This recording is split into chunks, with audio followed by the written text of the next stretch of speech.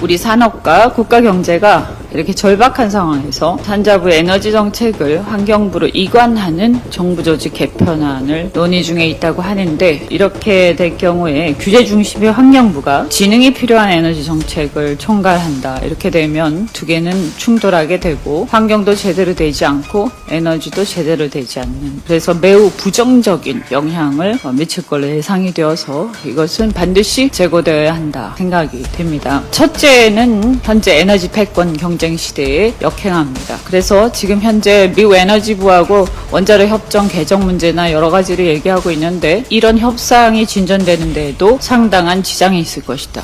이렇게 우려가 되고요. 두 번째, 말씀드린 대로 에너지 진흥과 환경 규제는 서로 부딪힙니다. 그래서 환경 규제도 제대로 안 되고 에너지 진흥도 제대로 안 되는 희한한 상황이 올 수 있다. 예를 들어서 몇 가지만 말씀드리겠습니다. 재생에너지 육성 과연 잘 될 것인가? 생각만 해보면 간단합니다. 해상풍력 확대해야 되는데 해상풍력을 확대하는 업무와 해양 오염을 규제하는 업무가 같은 부서에서 결정을 한다고 하면 이게 어디로 갈지 잘 모르겠습니다. 태양광 발전과 후양 오염을 한 부서에서 이게 결정이 잘 될 수 있을지 잘 모르겠습니다. 송전망 전자파 문제하고 송전망 확대, 이게 과연 결정이 될 수 있을지 잘 모르겠습니다. 그러니까 노동부가 산업부로 이관된다든가, 노동 업무가, 그리고 산업 업무가 노동부로 이관된다든가 이런 거하고 유사하지 않는가. 그래서 둘 다 잘 안 되고 굉장히 충돌되면서 결국에 굉장히 심각한 상황을 초래할 것이다. 이렇게 예상이 돼서 제고되어야 한다라고 말씀드리고, 또 세 번째, 전기요금 문제입니다. 규제 중심 부서로 이관이 된다면 전기요금 인상은 불보듯 뻔한데 안 그래도 인상 요인이 많습니다. 이렇게 되면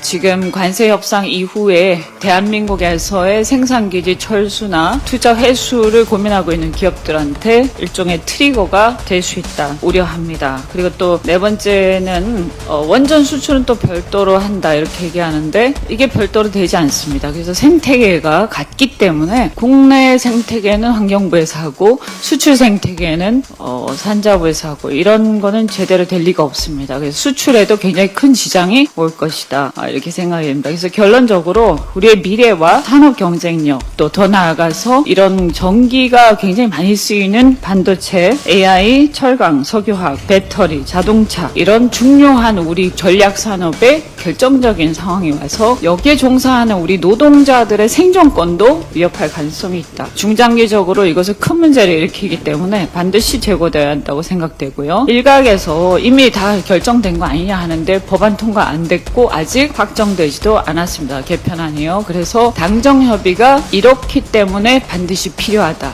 해서 당정협의할 때 전문가들, 그리고 우리 당 또 민심, 이런 것들의 공론화가 반드시 필요하고, 공론화를 거쳐서 그래서 법안이 반영되어야 한다. 다시 한번 강조드립니다. 그것이 이재명 정부의 성공을 위하는 길이고 큰 실책을 막는 길이라고 생각합니다. 정부가 CPTPP, 포괄적 점진적 환태평양 경제 동반자 협정 가입을 검토한다고 합니다. 그동안 KDI라든가 지금 통상교섭본부장으로 있는 여항구 본부장 등 많은 전문가들이 가입 문제를 적극적으로 권유를 해왔는데, 이게 이제 일본이 주도하고 있다 보니까 사실은 한일 관계가 그렇게 여의치 않아서 가입하는 것들이 그렇게 매끄럽지 않았었습니다. 우리도 적극적이지 않았고요. 그런데 이번에 이재명 정부가 한일 정상회담 이후에 한일 관계가 상당히 개선이 되고 좋아지면서 가입이 가시화되는 것 같습니다. 굉장히 크게 환영하고, 지금 대외적 불확실성 속에서 우리 관세 협상 이후에 3,500억 불의 투자 과제가 또 남아있고 여러 가지 후속 문제들이 남아있습니다. 이 속에서 우리가 사실은 인적 자원과 기술력은 매우 풍부하지만 자원, 그리고 자본, 구매 시장, 이런 여러 가지가 굉장히 부족하고 어려운 상황입니다. 국제적인 패권 경쟁 시대에서 이렇게 경제 동맹 네트워크를 확보를 하고 대안적 경제 블록을 형성하게 된다면 이 12개 나라 정도 되는데 우리한테 큰 힘이 될 수도 있을 것이다. 그래서 전략적 협력이 매우 긴요한 상황에서 굉장히 좋은 반가운 소식이라고 생각합니다. 다만 이 과정에서 해결해야 될 문제들, 또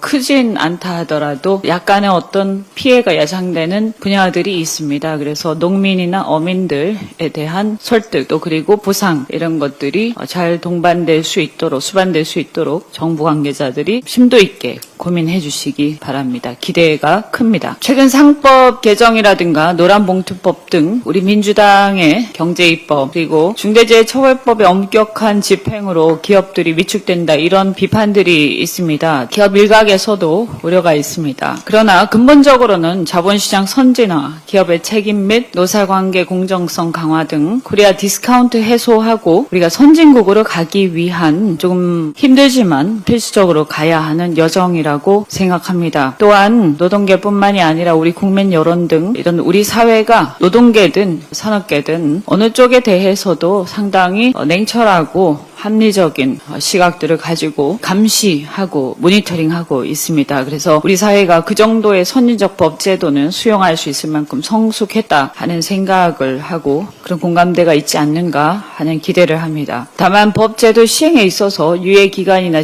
계도기간을 두는 등 기업들이 적응하고 준비할 시간이 필요하다 하는 점도 충분히 고려되어야 할 것입니다. 최근에 얘기를 들어보니까 산자부나 노동부 장관 등 정부가 경제 현장의 상황을 면밀히 살펴보면서 이 법의 시행 상황들을 지켜보고 있다고 합니다. 잘 소통하셔서 현장에서 불편 부당한 일이 발생하지 않도록 해주시기 바랍니다. 이상입니다.